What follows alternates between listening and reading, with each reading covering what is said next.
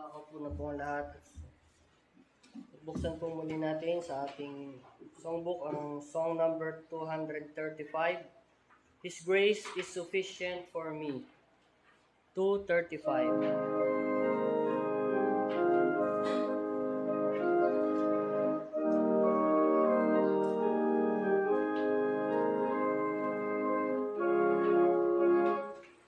His grace is sufficient for me, sing. Gladly the will of my Lord I obey. He is my keeper from day unto day. He is my guide and He knoweth the way. His grace is sufficient for me. His grace is sufficient for me. His grace is sufficient for me. Then why should I fear with a Savior so dear? His grace is sufficient for me. Not over things of the world will I grieve. All that He sends I will gladly receive. Satisfied just to look up and believe. His grace is sufficient for me. His grace is sufficient for me. His grace is sufficient for me. Then why should I fear with a Savior so dear? His grace is sufficient for me. Though I may see but one step at a time, as up the pathway to glory I climb, yet I believe in the promise divine. His grace is sufficient for me. His grace is sufficient for me. His grace is sufficient for me. Then why should I fear with a Savior so dear? His grace is sufficient for me. Living, I'll serve Him wherever I go. And though it be where the dark waters flow, I'll praise Him, for well do I know His grace is sufficient for me. His grace is sufficient for me. His grace is sufficient for me. Then why should I fear with a Savior so dear? His grace is sufficient for me. Amen. Purihin ng Panginoong Diyos at pagpalain ng mga mensahe sa ating mga puso. Sa pangangaral po ng salita ng Diyos at pakikinig, muli nating tawagin ang ating minamahal na kapatid, si Deacon Rogie Blasco.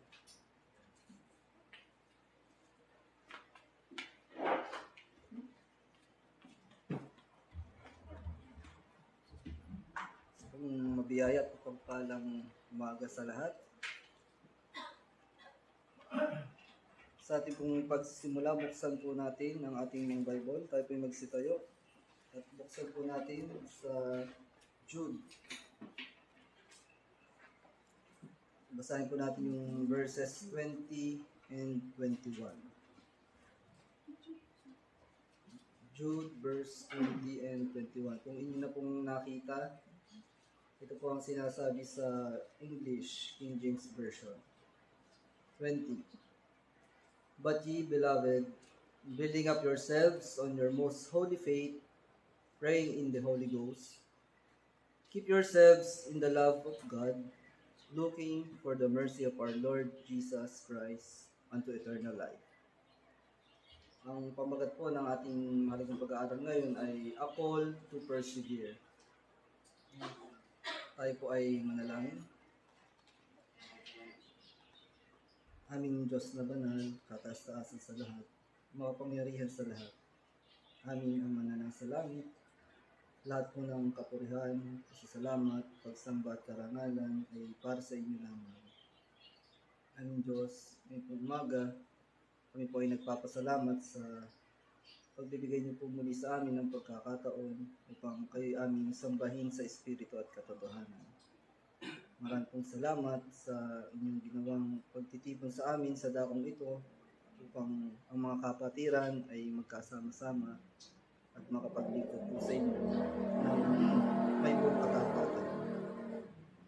Namin po inaalala aming Diyos ang isang linggong nagdaan sa aming mga buhay. Maraming pong salamat sa inyong pag-iingat, sa inyong pag-preserve sa bawat isa, sa pag-provide niyo po ng aming mga pangangailangan spiritually and physically, aming Diyos. Amin din po inaalala aming Diyos ang aming mga nagawang kasalanan. Kami ay humihingi ng kapatawaran. Patuloy niyo po kaming tulungan na mapagtagumpayan po ang laman sa bawat araw na aming haharapin. Patawarin niyo po kami sa aming mga pagsalangsang. Tinisin niyo po naman kami ng banal na dugo ng aming Panginoong Jesus. Kami ay inyong tulungan na palaging mapagtagumpayan ng Diyos ang tukso ng kaaway. Palagi niyo kaming gabayan sa bawat oras, bawat araw na dumarating sa aming buhay. Ang Diyos amin din pong inaalala ang mga kapatiran na mayroong karamdaman. Patuloy pa rin po ang aming panalangin para sa kanila. Nawa ay inyo silang tulungan at inyo silang bigyan ng lunas sa kanilang mga karamdaman. Magipagpapala sa kanila ang kanilang kinakaharap aming Diyos at magpatibay sa kanila sa pananampalataya. Aming Diyos, ngayon pong umaga, ang nawa po ang inyong mensahe ay maging daan upang maging kalakasan ng mga kapatiran at magbukas naman ng puso at kaisipan ng mga taong wala pa sa aming Panginoong Jesus. Kayo po ang manguna sa pagpapahayag ng inyong salita, aming Diyos.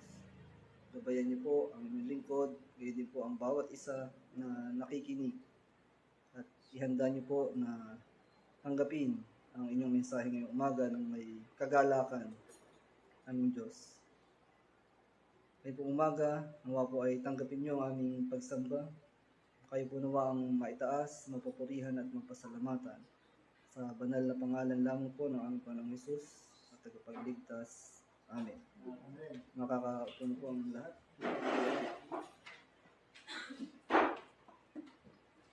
So yun po, yung untitled po nating mahalagang pag-aaral ngayong umaga ay A Call to Persevere. So sa pagpapatuloy po yun ang ating topic na Preservation of God and Perseverance of the Saints. So na pong nakaraan ay binigyan natin ng diin yung Preservation of God sa huli nating napag-aralan. Na lahat ng ito, lahat ng ating nagagawa na mga paglilingkod, mga mabubuting gawa, yan ay bunga lamang o dahilan lamang yan ng preservation ng ating Panginoon. So yun po yung ating naging topic last time. So ngayon naman ay ating bibigyan ng pansin, mga kapatid, yung Perseverance of the Saints.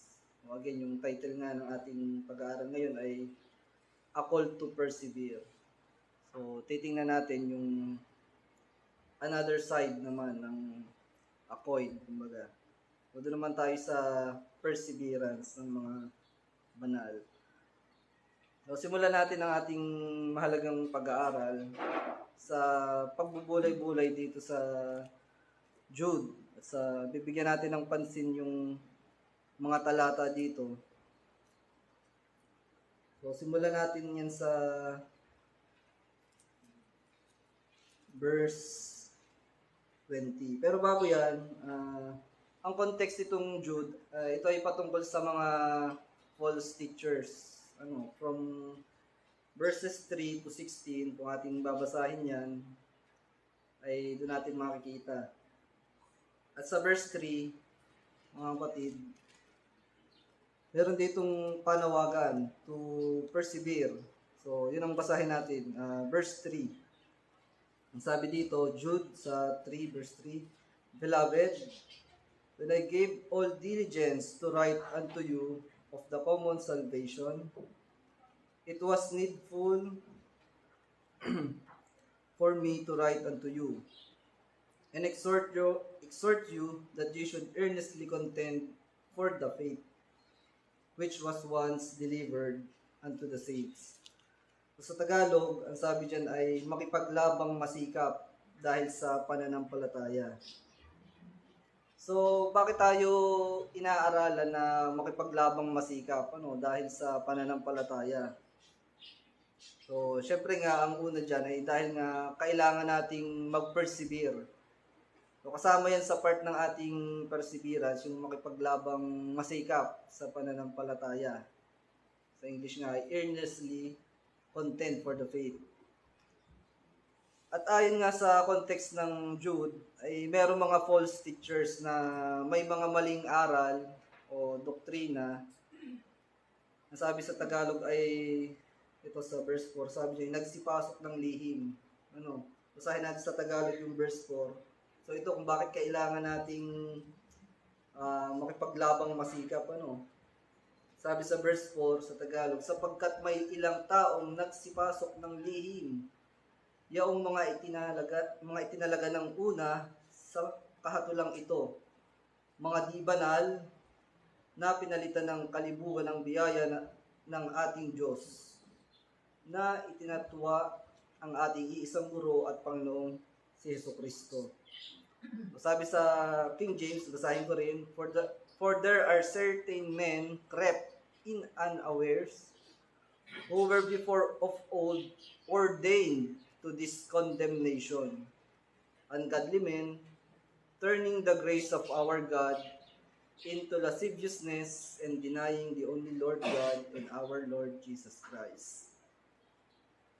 So may mga taong talaga na ordained sa condemnation. Sabi dito sa verse 4, who were before of old ordained this condemnation. So kung may ordained sa salvation, hindi natin mapagkakaila talaga na meron ding ordained to condemnation. O malinaw. So going back dito sa ating topic, so tayo bilang mga mananampalataya, ay meron tayong responsibilidad na ingatan din ang ating mga sarili, laban nga dyan sa mga false teachers at sa kanilang mga false teachings. Naniniwala tayo sa preservation of God. Pero kung tayo naman sa ating mga sarili ay wala namang pag-iingat at walang perseverance, hindi natin nagagampanan yung ating responsibility as mananampalataya. So, for example, last time meron kaming nakausap, so talagang isa siyang tagapagturo, Pag pinakinggan mo nung una, sasabihin by grace din Pero in the end, i-reveal din talaga yan ng banal na espiritu sa iyo. Talagang nandun pa rin yung nakamix talaga. Sabihin ay kaya kailangan may altar call daw. Kaya daw may sinner's prayer. Talagang sabi nga ng isang kapatid, mekos daw, mix by grace. Tapos merong pagpapatanggap at may sinner's prayer. Kaya sabi ko talagang merong ganito. Kumbaga pag nakilala mo, magaling ang turo. Pero makikita mo doon na may nakamix din talaga na lies. Tulad nun, So hindi na namin siya tinanong kung saan sa Bible yan kasi nga, siyempre wala naman siyang maipapakita. Pero tinik namin yung pagkakataong yun para kumbaga makita o malaman kung ano nga ang kanyang stand, kumbaga ano. So niloob ng Diyos na mangyari yun. At in the end, dun sa kanyang kumbaga pinaka-conclusion sa amin ay hindi daw naman siya Calvinist, hindi din daw naman siya Arminian. So hindi ko malaman kung anong ibig niyang sabihin. Kasi syempre ang salvation, pag by grace, so dun yun sa teaching ng doctrines of grace. So pagka by works, ay dun yan, sa Arminianism yan, So yung kanya, para sa kanya ay welcome naman lahat. Kasi isa lang naman daw. Ang mahalaga daw ay ang Panginoong Jesus, So talagang makita natin, mekos-mekos nga, sabi ng kapatid, mix-mix. Yan. So kaya nandyan yung tawag sa atin na kailangan mag-ingat, sabi dito sa Jude sa verse 3. Yan, kaya kailangan nating we need to contend for the faith. Yan, kasi nga merong mga ganitong nagtuturo, sabi sa verse 4. For there are certain men crept in unaware. So mahirap yan. Dapat bilang isang tunay na mananampalataya, may responsibilidad din tayo na kumbaga test every spirit talaga, So hindi natin sasabihin hindi, pe-preserve tayo ng Panginoon. Yan. Pero dapat meron din tayong gagawing pagtitiis, perseverance. May kailangan din tayong gawing pagkakaunawa ng tama sa mga turo. Kasi nga, pagka ganito, tulad doon, talagang sa simula, kala ko talaga ba? By grace, kapareho. Pero yun nga, i-reveal pa rin ng Panginoon dahil sa kanyang preservation. Ni-reveal niya sa amin na yan, hindi yan talaga pure doctrine. So yun, salamat sa Panginoon at amin ang nalaman kung ano bang katatayuan o stand ng taong yun. So anyway, going back, kaya nga dito sa context ng Jude, tayo ay yun nga pinaalalahanan para alalahanin yung mga sinalita ng mga apostol. Kasi yun nga yung mga turo, mga apostol ng ating Panginoong Jesus. Tulad nito na magkakaroon talaga din ng mga false teachers. So dapat aware tayo dyan na meron talagang lalabas ng mga ganyan. Kahit pa yung mukhang napakababait talaga, mukhang kagaya natin. So alalahanin natin na isa yan sa itinuro ng mga apostol na may lalabas ng mga ganyan bulaang mga ngaral, false teacher. So ang isa pala dapat nating alalahanin palagi ay may mga lilitaw nga na ganyan, mga bulaang mga ngaral. At tayo bilang mga mananampalataya, sabi nga natin, we must persevere, we must build ourselves in the faith, kumbaga, para hindi tayo madaya. Dapat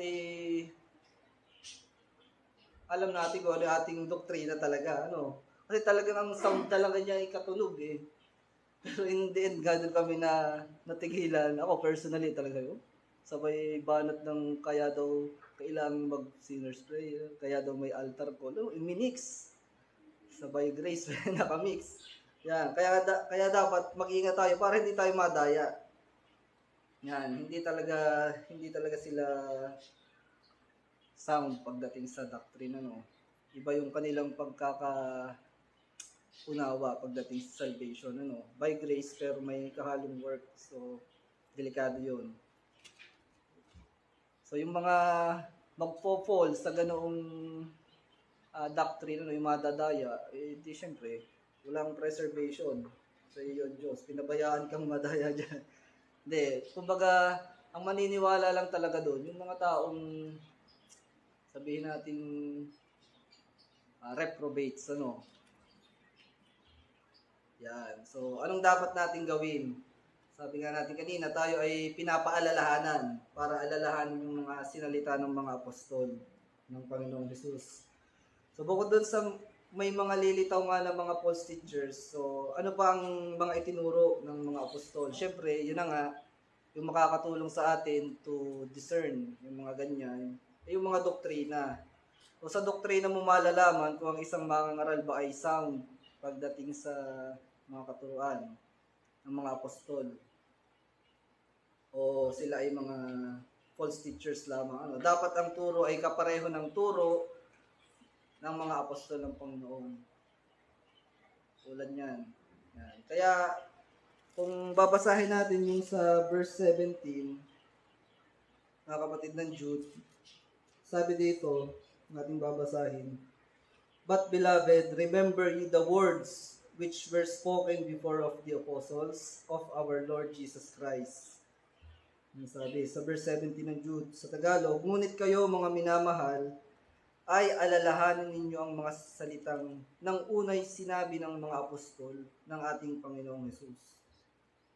So dapat ating aalalahanin. So sa paanong pamamaraan. So ano ba yung mga sinalita ng mga apostol? So yun yung mga doktrinang atin ding pinaniniwalaan. Tulad ng total depravity, tinuturo yan ng mga apostol, yung election.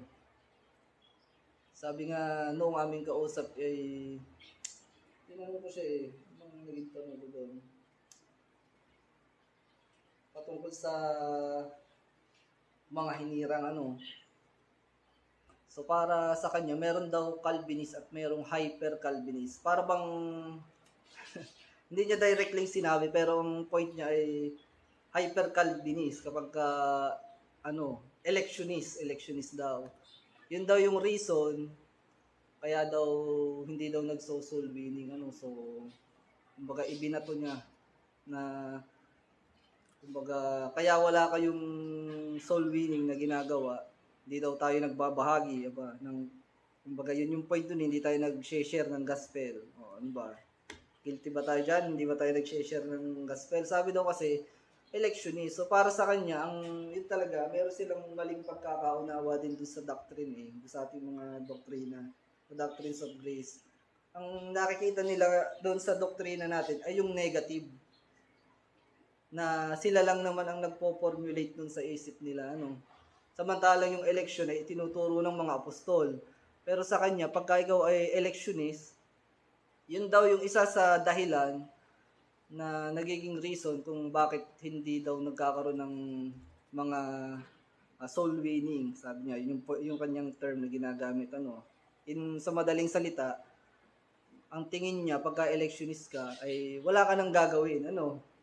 Wala ka nang gagawin kasi may mga elect naman, yun na daw yung mga maliligtas. Yun yung point niya doon.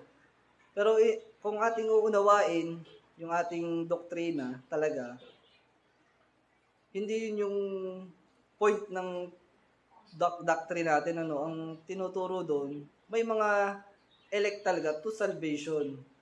And then, ang ating responsibility, sa responsibility natin ay to share the gospel talaga, Part yan doon sa ating perseverance, mga kapatid. Isa yan sa mga gawa na dapat nating ginagawa. O, kumbaga, Pero sa kanya, yung doctrines ay nag-focus daw ng dahilan para mawala daw yung kumbaga sa yung evangelism, Tapos doon niya, pinakita niya na sa amin doon yung ang damakmak na for follow up daw, Talaga namang makita niyo sinimulan niya sa dapat daw ay hindi walang pride, ganyan. Pero pero aming nakita sa kanya ay yung kanyang pridefulness, O ba naman pakitaan mo kami ng ganong karami na, so anong point? So sabi niya, baka daw matutulungan namin siya pagpa-follow up. Sabi, bakit ganun? So parang compromise yan, Anyway, yan. Sabi dito, kung kayo, ngunit kayo mga minamahal ay alalahanin ninyo ang mga salitang ng unay sinabi ng mga apostol. So doon tayo sa tinuturong doktrina ng mga apostol. So kailangan, part ng duty natin, responsibility sa ating perseverance ay palaging alalahanin yung mga turo at aral. Dapat pure, ano. Sabi nga dito sa 2 Peter, kung ating babasahin, kapareho ito ng turo, ano. Pansinin nyo, ganun din ang paalala. Sa 2 Peter chapter 3, sa verse 1, so sabi, 2 Peter chapter 3 verse 1, "This second epistle, beloved, I now write unto you, in both which I stir up your pure minds by way of remembrance." Ginigising ko ang inyong tapat na pag-iisip, sabi sa Tagalog, sa pamamagitan ng pagpapaalala sa inyo. Verse 2, "That ye may be mindful of the words which were spoken before by the holy prophets, and of the commandments of us, the apostles of the Lord and Savior." Sabi sa Tagalog, upang maalala ninyo ang mga salitang sinabi ng una ng mga banal na propeta at ang utos ng Panginoon at tagapagligtas sa pamamagitan ng inyong mga apostol. So talagang apostolic doctrine dapat. Sabi nga, dapat ang ating daladalang doktrina, ating isinesya, ating itinuturo, lalo na yung mga mangangaral, dapat siya ay doctrines na katulad ng sa mga apostol. So kung kontra, so may something, mga kapatid, so makikita natin. Kaya kailangan alalahanin natin yung palagi sa pamamagitan nga ng mga turo ng mga apostol. So kapag kaiba yan, hindi sa mga apostol ng Panginoong Hesus, syempre yan ay false, pagka false ang katuruan. So counterfeit, sabi nga natin. Again, dapat magkatulad, at yan yung nakukuha, dito tayo magpapasalamat sa part na ito sa ating Panginoon. Nakukuha lamang yung pagkakaparehong yan through succession, succession of truth. So, nagmula sa Panginoong Jesus, yung aral, pinasa sa mga apostol, syempre yun ay nagmula sa Ama. Din sa anak, din tinuro ng Panginoong Jesus sa kanyang mga apostol, itinuro at ipinasa. Then itinuro at ipinasa din ng mga apostol yung mga doctrines, yung mga aral sa mga New Testament churches hanggang yan, lumipas ang panahon, nakaabot sa atin. At isa nga yan sa dapat nating ipagpasalamat palagi sa Panginoon. Dahil yung turo at doktrina na ating napapakinggan at pinapaniwalaan ay through succession na nagmula sa Panginoon, nakaabot sa atin. So nakita din natin dyan yung preservation ng Panginoon sa kanyang katuruan. So, continuous, hindi nababago. Preserve yung mga hinirang, hindi preserve yung mga elect, together with the teachings and doctrines, preservation of God. Patuloy natin ang basa sa Jude, sa verse 18.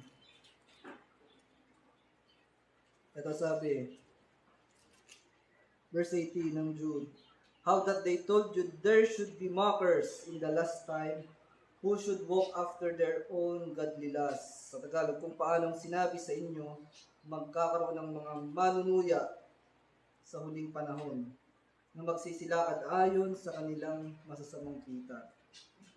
O sabi nga natin, ito yung mga isa sa mga turo ng mga apostol, magkakaroon din ng mga mockers o manunuya sa Tagalog sa huling panahon.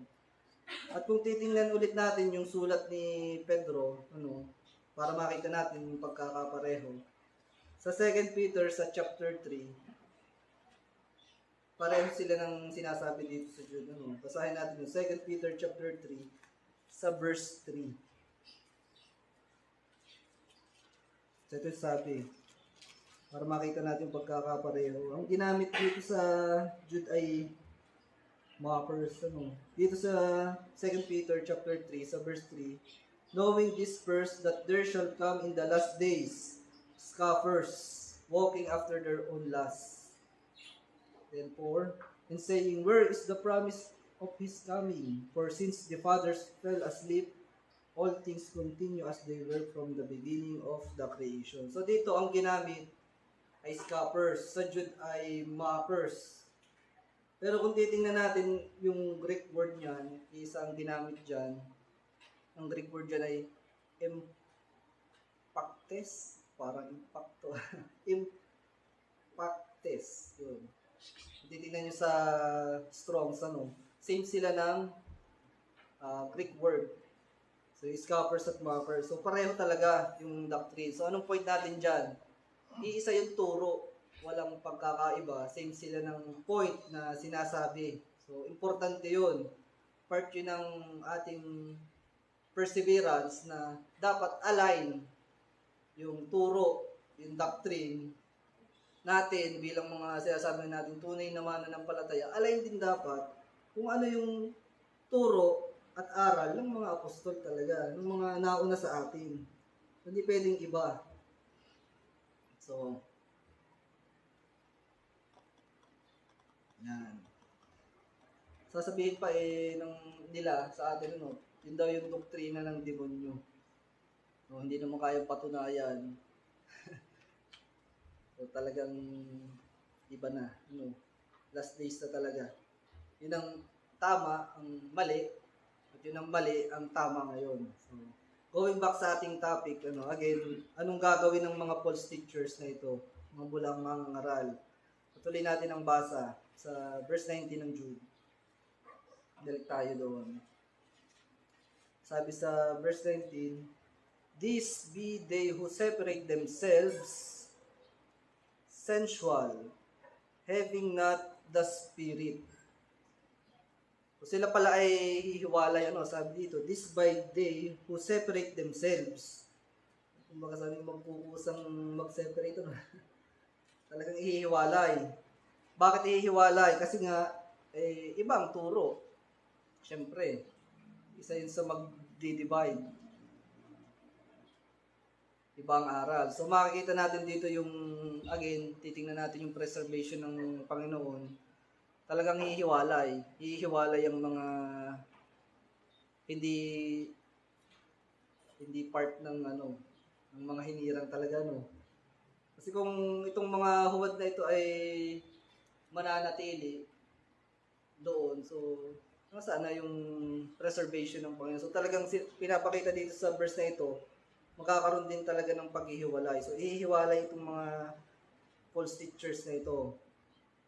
At yun ay sa mararamdaman nila yun sa kanilang sarili. This be they who separate themselves. So, sila mismo sa kanilang sarili. Hindi nila nga matiis yung magaling na aral, yung sound doctrine. Ayaw nila doon. So, ihiwalay sila. Ayaw nila ng turo ng Panginoon. So, yan, tulad yan sa ating panahon ngayon. So, yan yung mga Arminians. Ayaw ng doctrines of grace. Gusto nila ay doctrines of men. So, more on work by works by works. By grace, pero makikita mo yung practices, yan nga, pagpapa-forward again, pagpapataas ng kamay. Ito kasi yung sinabi niya, nung gina-justify niya yung part na yun, gusto ko lang i-share sa inyo. Kasi ako talaga kumbaga sana namangha kung paano niya pilit i-gina-justify yung by works na yan, yung practices ng Arminian. Para sa kanya, ang mali daw ay yung scripted. Kumbaga, meron kang mga bisita, i-orient na daw na pagkatapos daw ng service, pag daw nagpatayo ay tatayo kayo. Yun yung sa kanya. Yun daw yung hindi daw yung maling, kumbaga sana, yung hindi tama naggawin. Kumbaga pagkatapos mag-touch daw ng pastor ay pag nag-altar call daw, dahil nga na-orient na daw yung mga bisita, yun tatayo daw. Yan. Sa kanya, yun daw ang mali. Tama daw yung yung practice na yun, tama daw yung pagpapa-forward. Basta daw tatawagin mo. Yan. Kumbaga, para sa kanya, yung kanyang convincing, ginamit niya yun na dapat kaya mong mag-convince, i-convince mo. Then, pagka may na-convince ka, napilit mo, sa madaling sabi, i-guide mo daw sa panalangin. Yan na daw yung sinner's prayer. So, sabi ko, talagang ako'y nawiwindang ng mga time na yun. Hindi ako nakakapagsalita, no. Salamat, may mga kasama tayong kapatid, na nandoon sila ang nakikipag-usap. Kasi nung ako'y umimik, parang nagkakainita.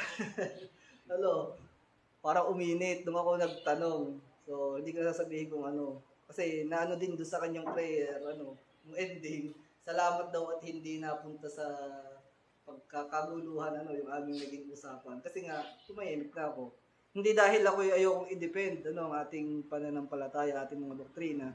Kasi nakita ko talaga, hindi siya open, mga kapatid, Tsaka ang goal lang naman namin doon, siya kasi yung gusto namin malaman yung kanilang stand, So, yun. So, wala tayong masamang intention. Pero nung napansin ko, nung ako'y nagtanong tungkol ba sa sheep, sheep and goats, parang yun. Basta, hindi naging, nakita mo yung kanyang kontra talaga, yung kanyang hindi agree sa ating doctrine. So, yun nga. Na-share ko lang, mga kapatid. Yan. Yun yung na-witness namin doon. So, going back, sabi nga natin, sila yung nagpe-preserve sa kanilang sarili, yung kanilang salvation ay nakabatay sa kanilang paggawa. Yan. Sila yung nagpe-preserve sa kanilang salvation, sa kanilang sarili. Through their works, In other words nga, salvation by works. Yan yung Arminianism. So, nawawala daw ang kaligtasan. Sabi nung iba, na pagka hindi mo pinreserve ang sarili mo, ikaw ang tagapag-preserve. So, sa papaanong paraan, dapat daw ay gumagawa. So, in other words, yun nga, ipe-preserve mo ang salvation mo by your own works. Hindi katulad sa ating paniniwala, yung preservation ay nasa Panginoon.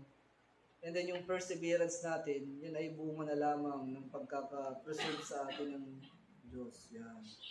Yun nga sabi dito, going back to sa ating verse 19, sabi dyan ay, they will separate themselves. Sabi nga sa verse 19 ng Jude, pero tayo bilang mga tunay na mananampalataya, na tunay na naligtas sa biyaya, dapat,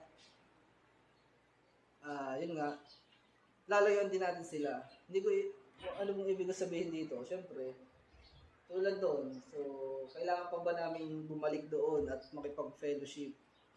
Siyempre, para sa akin ay hindi na, kasi binibigyan naman tayo ng discernment ng Panginoon, para makita kung open ba to. Kasi, ang mangyayari niyan, siya ang magtuturo sa amin. So, nasa na yung ating pag-iingat sa ating sarili. Siyempre, ingatan natin ang ating sarili. So, layuan natin sila. Pagkita mong talagang katulad nung pastor yun. So, hindi magpapaturo sa mga members ng ibang iglesia. So, nakita natin. So, pag ipinakita na sa atin ng Panginoon na yung taong yun na ating sinubukang sharean, ay hindi bukas, siyempre, meron din tayong duty na lumayo. So, hindi yung dahil may pakinabang tayo na makukuha sa kanya, ay magko-compromise ka na, So, mali yun, pagka ganun. Pagka meron kang sabihin natin, may mahihita, para bang gagamitin mo, so mali yun, Hindi dapat ganun. Sabi nga sa Romans, kung ating babasahin sa chapter 16 ng Romans, ating babasahin, ito yung dapat lalayuan, Huwag na makipag-compromise. Romans chapter 16, sa verse 16,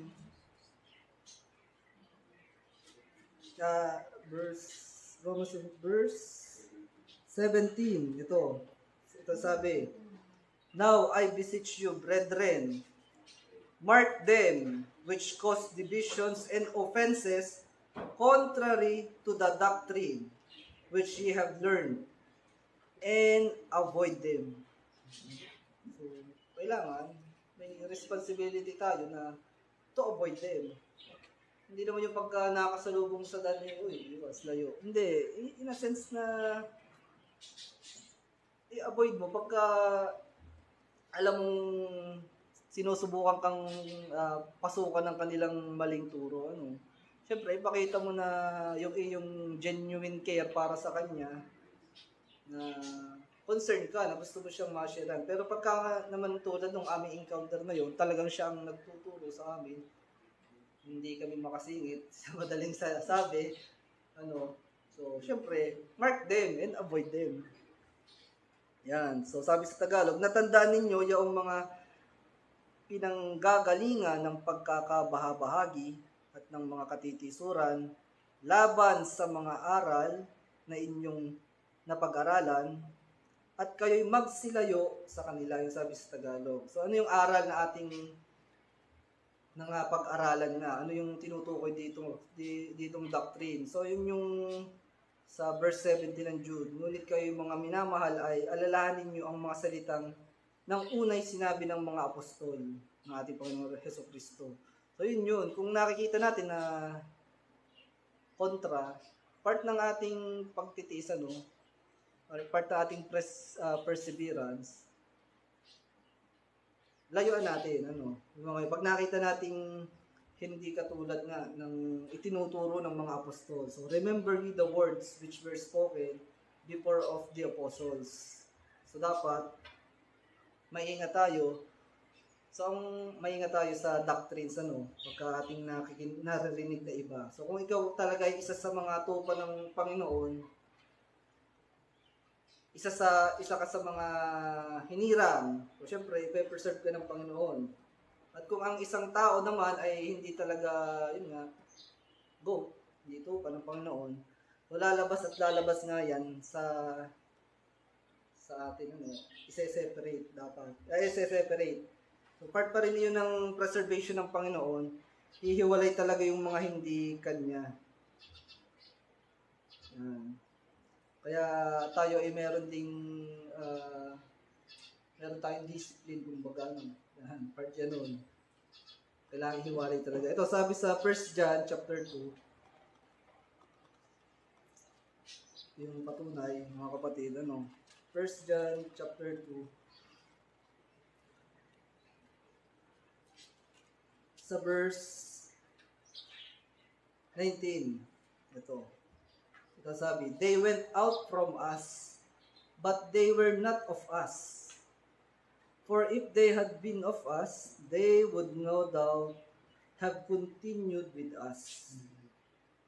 But they went out, that they might be made manifest, that they were not all of us. So, hindi sila, sabi nga natin, lalabas sila, hindi sila makakatay sa magaling na aral. Hindi nila magugustuhan yung mga sound doctrines, tulad ng doctrines of grace. Ayaw nila dyan. Kaya yung mga false teachers, yung mga bulaang mangaral, so yun, sama-sama sila doon. To separate themselves, silang mag-grupo. So, basahin natin yung 2 Timothy chapter 4. So, dito makikita natin na yung mga may itching ears, sila talagang magkakasama. Sabi, 2 Timothy chapter 4.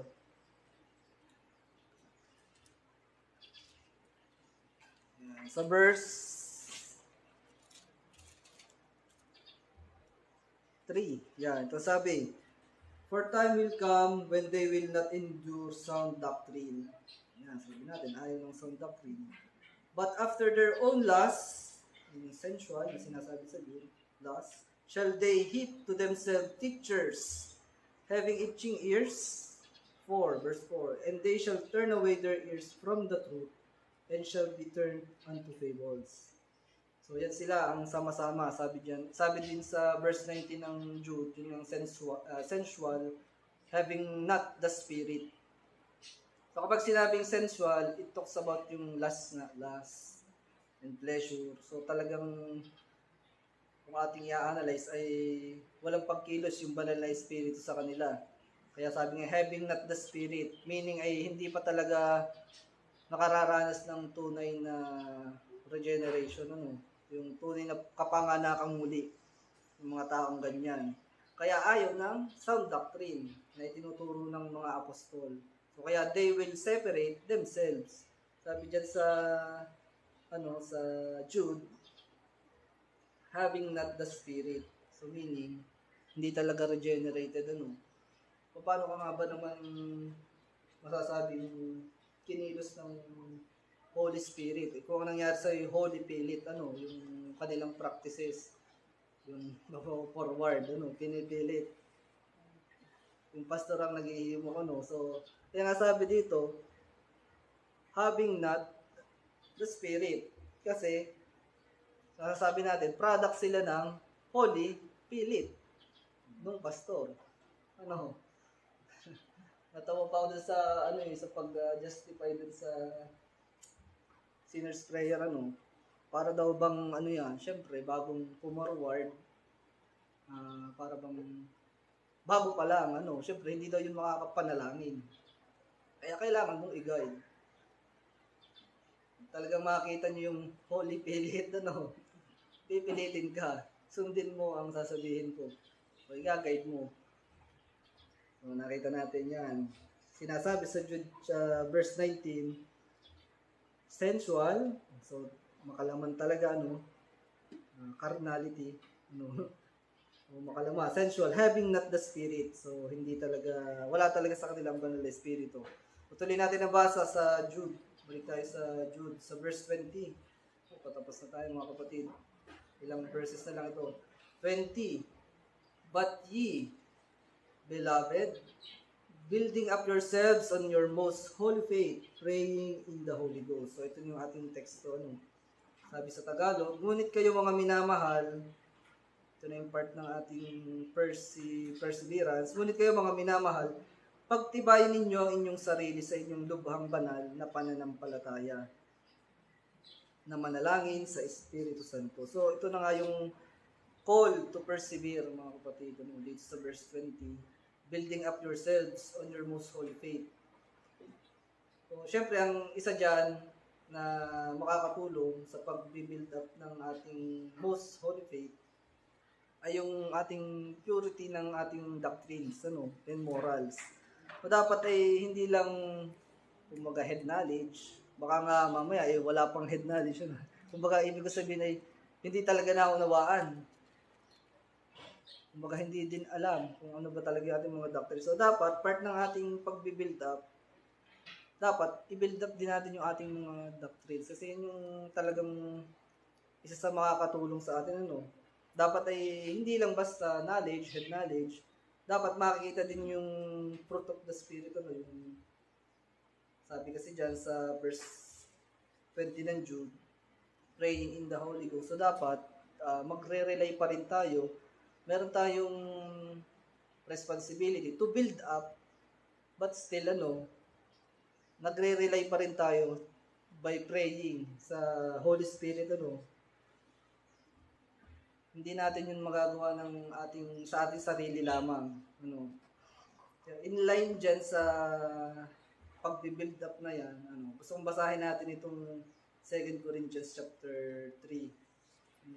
Para dyan sa sinasabi, but beloved, building up yourselves, building up yourselves. Ito, 2 Corinthians, sa chapter 3, sa verses 9 and 10, itong sabi,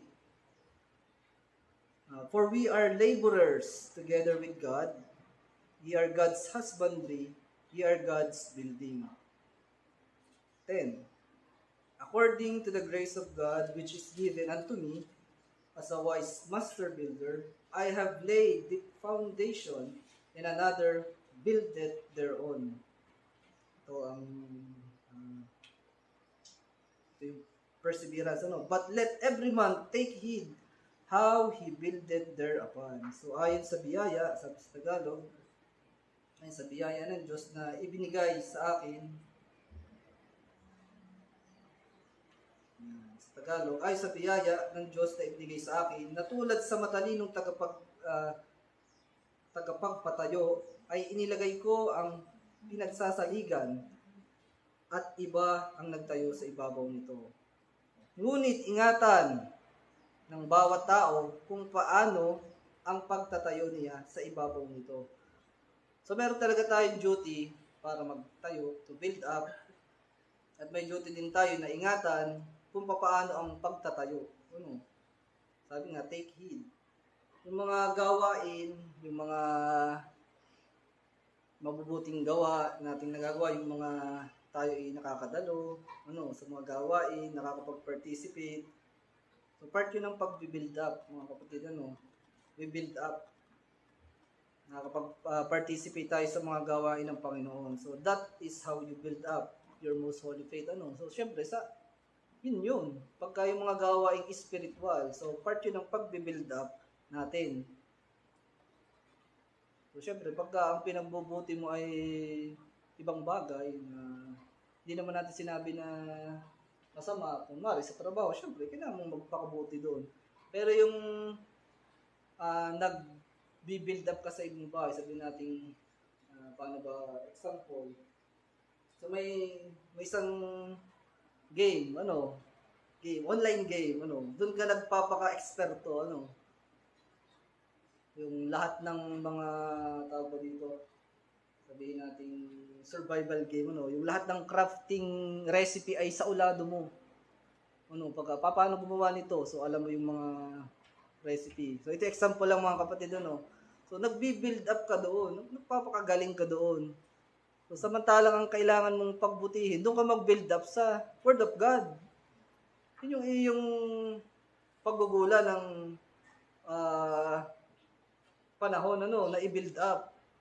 So, paano pag for example, yung pagka sinabing may tanong regarding sa total depravity, so dapat alam mo may maibibigay kang verses, For example lang yun, hindi ko sinasabing tayo magpagalingan, Hindi, ang point natin diyan, doon ka mag-build up as tunay na mananampalataya, as tagasunod ng Panginoong Jesus. Build up on those things, spiritual things. Hindi yung doon ka nagpapakagaling. So, yan yung point natin dyan. Meron tayong duty para magtayo, to build up on our most holy faith. So, hindi lang tuwing Sunday, sabi nga natin doon sa isa nating message last time. So, huwag nating i-isolate, o spiritual isolation. Tapos, dapat maging accountable tayo. Let's fulfill our responsibilities bilang mga mananampalataya sa ating mga brethren. Kasi nga, pag hindi natin nagawa, missed opportunities yan. So, hindi yun makakatulong sa pag-build up ng ating most holy faith, mga kapatid. Samantalang pag nagagawa natin yan, that will help us to build ourselves in our most holy faith. So, we need to persevere. Kailangan nating magtiis, magsikap. At syempre, wag nating kakalimutan, sabi pa dyan sa verse 20 ng Jude, praying in the Holy Ghost. Yan yung sabi natin. So, lahat ng labor, lahat ng pag-build up natin yan, yung ating nagagawang paglilingkod sa Panginoon, huwag nating kakalimutan na dahil lang din yan sa Diyos, sa Panginoon, Siya din ang mag-e-enable sa atin para magawa yung mga bagay na yan. Kung bibigyan natin ng contrast, ito balikan natin yung mga kapatid, kung bibigyan natin ng contrast yung mga nag-separate themselves sa verse 19 ng Jude, sabi dyan, having not the Spirit. So kung i-compare naman natin dito sa verse 20 ng Jude, sabi dito, praying in the Holy Ghost. So they separate themselves because they don't have the Spirit. Kasi nga ay dumedepende nga lang sila sa kanilang sariling gawa at hindi pa talaga mga regenerated. Compared to us, mga kapatid, sa mga tunay na mananampalataya, sa tunay na iglesia ng Panginoon, we acknowledge na kailangan nating mag-persevere. So there's a call to perseverance. But we also acknowledge na magagawa lang natin yan, mga kapatid, yung mga bagay na ito, through the help and guidance of the Holy Spirit. Kaya, kailangan, Sabi niya sa verse 20 ng Jude, praying in the Holy Ghost. Manalangin. Kasi yung pagka sa sarili lang talaga natin idinepende yan, imposible yan mga kapatid. Peke yan, peking mga gawa yan. Karoon ng mga, hindi ko nababanggitin, baka naman sabihin ay tayo sobrang bitter. Pero, ang point natin doon, yung mga mabubuting gawa natin, pagka yan ay sa sarili lang natin, meron tayo mga hidden agenda, kumbaga, tulad nga din sa, hindi ko nababanggit eh. Yan. Talagang gumagawa sila ng mabubuting gawa to gain something from that. Dapat iba, hindi tulad sa atin. Tayo gagawa ng mga mabubuting gawa. Yan dahil part yan ng ating perseverance. As mga tunay na mananampalataya, nakakagawa tayo dahil yan sa Panginoon din. Dahil sabi nga, yung sa Matthew, yung with men, this is impossible. Sa Matthew chapter 19, basahin natin yun. Matthew chapter 19, sa verse 26. Yan, dito yung sinabi. But Jesus beheld them and said unto them, ito yung patunay mga kapatid na pag sa sarili lang natin, imposible yan. Pero kaya kailangan nating manalangin sa Panginoon. Dito sabi, with men, this is impossible. But with God, all things are possible. Sabi nga natin, mga kapatid, yung perseverance of the saints, yan ay nakadepende rin sa preservation ng Panginoon. And then yung ating last verse, mga kapatid, is sa Jude, sa verse 21, Jude verse 21. Ito na ating last verse. Sabi dito, keep yourselves in the love of God, looking for the mercy of our Lord Jesus Christ unto eternal life. So sabi sa Tagalog, na magsipanatili kayo sa pag-ibig sa Diyos. Yan. Saan ito sinabi ng Panginoong Jesus yung patungkol dyan sa magsipanatili sa pag-ibig? Gusto ko lang para lang may cross-reference tayo mga kapatid. Dito sa John, dito yan nabanggit. John chapter 15.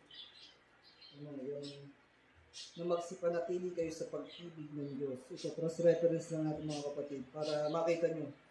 Sabi sa John chapter 15, sa verse 9. Ito, sabi ng Panginoon, John chapter 15, sa verse 9, as the Father had loved me, so have I loved you. Continue ye in my love. Yun, yung ating word. Continue ye in my love. Magsipanatili kayo sa aking pag-ibig. So, kaya pala sabi dito sa Jude, keep yourselves in the love of God. So, talagang iisa yung turo. Consistent. Magsipanatili kayo sa aking pag-ibig. Keep yourselves in the love of God. Again, may duty tayo to keep ourselves in the love of God. Kahit na sa ating pagsunod ay may mga bagay tayong kinakailangang i-let go. Kahit na sa ating pag-build up ng ating most holy faith ay dumaranas tayo ng mga afflictions. Tayo mga tinatawag na pagsubok na kinakaharap. Again, a call to persevere bilang mga tunay na mananampalataya. Sa kabila ng mga yan, kailangan natin magtiis. Part yun. Kasi nga, sabi dyan, kung saan ka nag-build,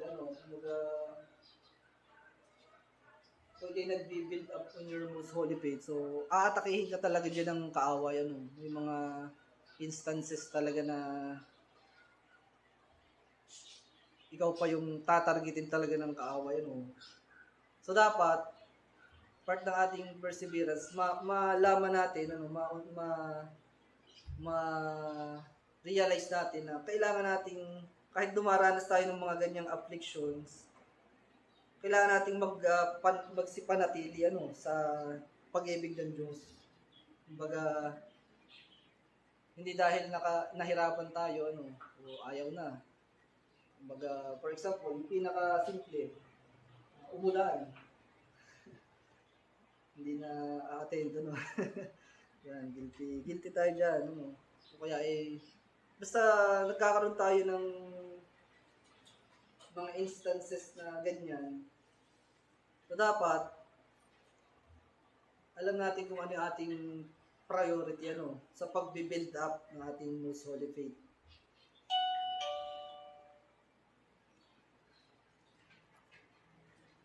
Kasi nga, sa lahat ng mga yan na ating kakaharapin, alam natin na tayo ay nasa pag-iingat ng Panginoon. Palaging nandyan ang grace and mercy ng Panginoon. Kaya nga yung sabi natin, yung preservation of God ay hindi pwedeng ihiwalay sa perseverance of the saints. Kaya let's keep ourselves in the love of God. Lagi nating alalahanin yan, mga kapatid. And then sabi pa dyan sa verse 21, looking for the mercy of our Lord Jesus Christ unto eternal life. Sa Tagalog, na inyong asahan ang awa ng ating Panginoong Jesucristo sa ikabubuhay na walang hanggan. So ito yung sinasabing, ano bang pag-asa ito? Ito yung blessed hope sa Titus chapter 2, sabi dito. Ano ba yung ating inaasahan? So ito yung blessed hope. Sabi sa Titus chapter 2 sa verse 13, looking for that blessed hope and the glorious appearing of the great God and our Savior Jesus Christ. Na hintayin niyaong mapalad na pag-asa at ang pagpapakita ng kaluwalhatian ng ating dakilang Diyos at tagapagligtas na si Jesucristo. Yan yung mercy of our Lord Jesus Christ unto eternal life. That is our hope, mga kapatid. Nagbe-build up tayo because we are hoping na makita natin ang one day, sa pagbabalik natin Panginoon, makasama natin siya, kunin tayo ng Panginoon, kasama tayo ng Panginoon sa kanyang pagbabalik. Nawa ay makita tayo ng Panginoon, datnan tayo, na tayo nagpapakatapat, tayo nagpe-persevere, tayo nagtitiis, at wag nating kalimutan yung ating mga responsibilidad bilang mananampalataya. Again, sa doctrines, build up, mga kapatid. And then yung sa ating mga gawain, participate, responsibility din natin yun to cooperate, mga kapatid, to take part, sabi natin doon. Part yun ng ating pag-build up ng ating most holy faith.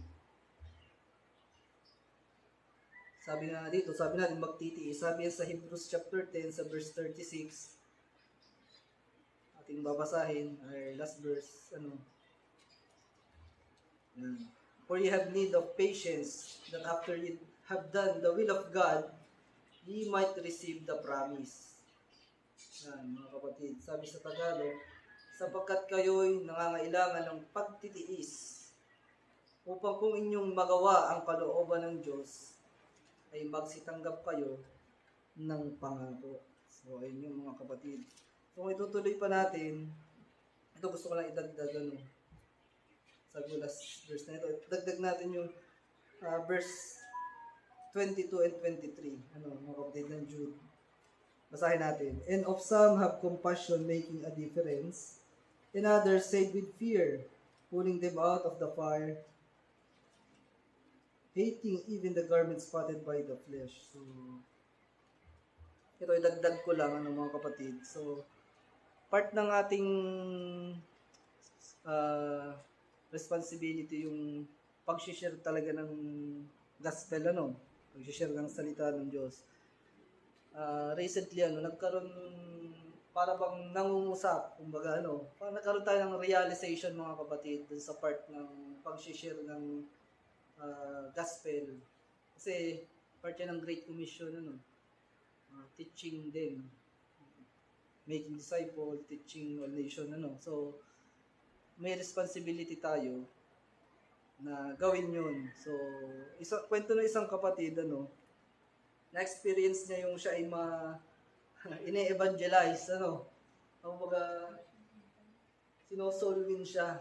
So, ang naging realization niya doon, bakit ba ito, mali ang aral, ay nagagawa ito. Kung sino pa yung mali ang aral, siya pa yung naghahasik ng maling aral, So, paano yung ating part, mga kapatid, nagagampanan ba natin yon bilang mga tunay na mananampalataya?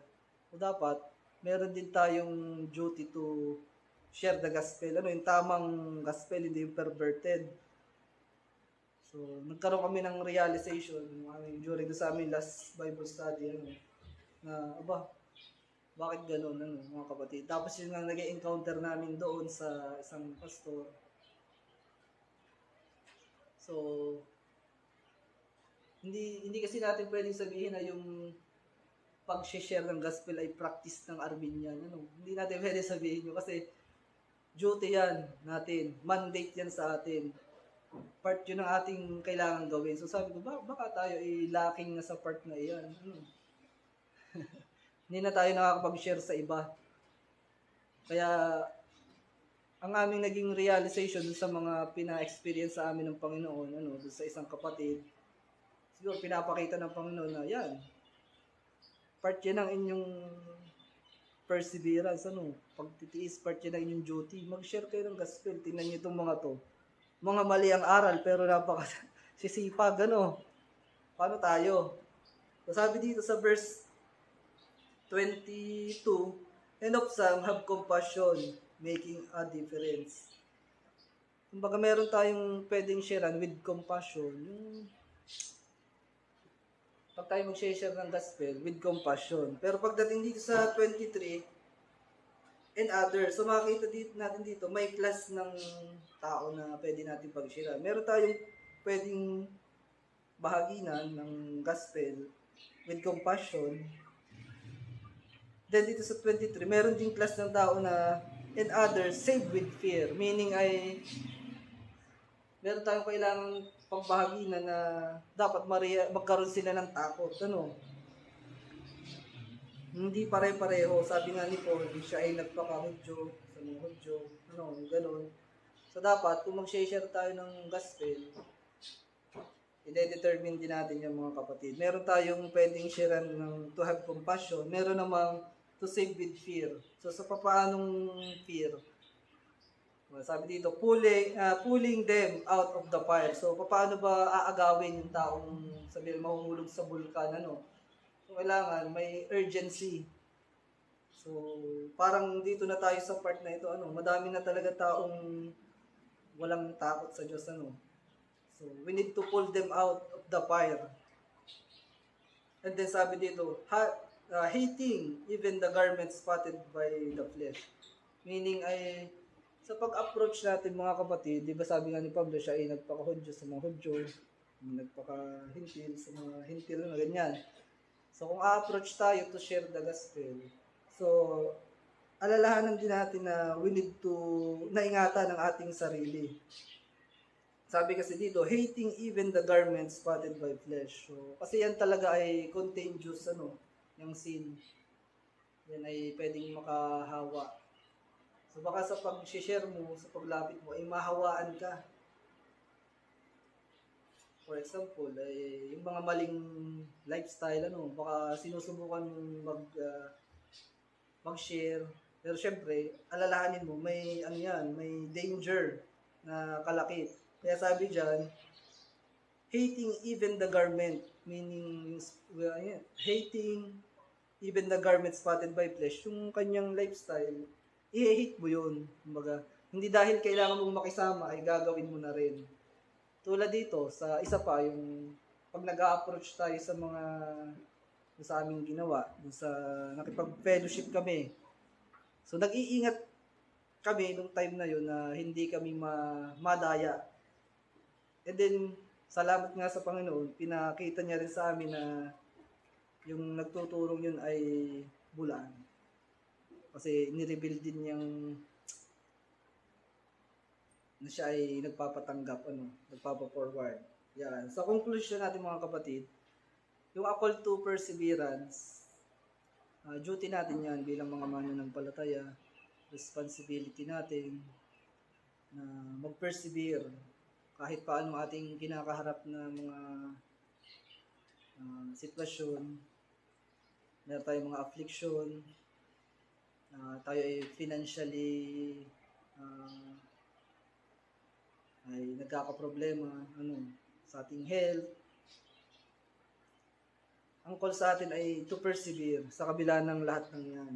Isa sa kailangan nating pagsikapang mabuti at mag-build up dyan sa ating mga doctrines, sa ating mga gawain ng Panginoon.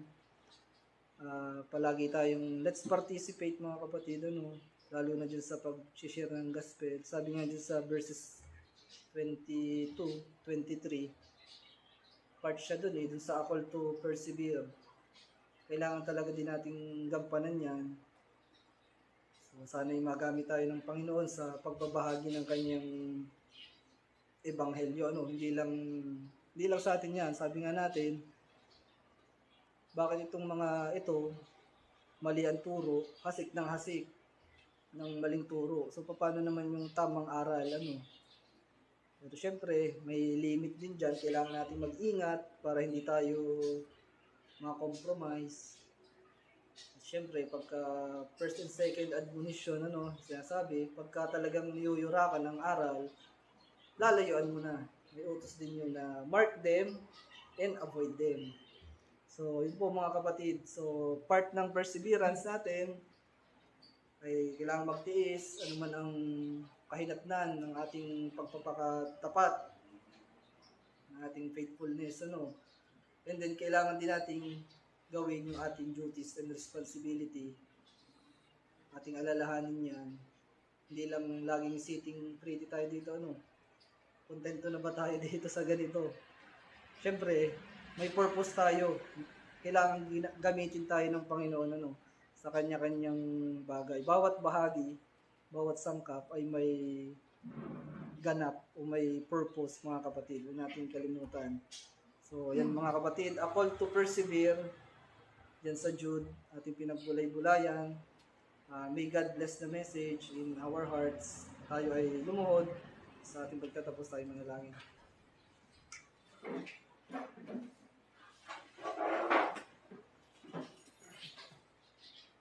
Aming Diyos na ba ng aming nasa langit, maraming salamat sa inyong nagmensahe sa amin ng umaga. Tunay po na kailangan namin gampanan, aming Diyos, ang aming mga responsibilidad. So, persevere, aming Diyos. Palagi po kaming paalalahanan sa mga bagay na ito. At kami inyong tulungan na magampanan, aming Diyos, ang mga gawain ito. Kami po yung nagpapasalamat sa patuloy ng pag-preserve at pag-iingat sa mga kapatiran upang huwag madaya ang mga maling aral aming Diyos. Patuloy po kaming turuan at patuloy po kaming palaguin aming Diyos sa spiritual. Pagtibayin niyo po ang bawat isa ng mga anak at magamit din po sa pagbabahagi ng inyong mga salita. Aming dalangin namin Diyos ay unang-una ay magamit niyo po kami sa pagbabahagi sa aming mga kapamilya, sa aming mga mahal sa buhay aming Diyos. Gamitin niyo po nawa kami kung mapagbahagi sa kanila ng mga salita. Bigyan niyo po palagi kami ng desire aming Diyos na maglingkod sa inyo at gampanan ng aming mga tungkulin. Hindi sa mga ganito, mga po ang mensahe ay naging pagpapala sa mga kapatiran. Magamit itong pagpapalakas sa bawat isa. Sa mga tagapakinig ng Diyos ay magamit ito upang magkaroon sila ng kaunawaan. Gamitin yung mensahe bilang pamamaraan na sila ay makakilala sa inyo, yung anak sa aming Panginoon Jesus. Sila ay bigyan nyo ng pagsisisi aming Diyos at bigyan nyo sila ng pananampalataya na tunay. Ang Diyos sa pansamantalang pag-ihiwa-hiwalay po namin, ay ingatan niyo po ang bawat isa na makarating ng ligtas at mapayapa sa kanyang tahanan, inyong paroroonan. Sa isang linggo pong darating ang Diyos, kami po ay muling umaasa sa inyong preservation, inyong pong gagawad sa amin na inyong pag-iingat, pag-provide ng aming mga pangangailangan, lalo na spiritually ang Diyos. Lagi niyo po kami ingatan at gabayan sa darating na isang linggo aming haharapin. Ang Diyos nawa po ay kayo ang mapapurihan, mapasalamatan, kayo ang may taas, kayo ang aming sinasamba sa mga oras na ito, aming Diyos. Ito po aming dalangin sa banal na pangalan lamang po ng aming Panginoon Jesus at tagapagligtas. Amen. Patuloy po nating sambahin ating Panginoon. Awitin po natin ang doxology. Praise God from whom all blessings flow. Praise Him, all creatures here below. Praise Him above, ye heavenly hosts. Praise Father, Son, and Holy Ghost. Amen. Amen. Amen.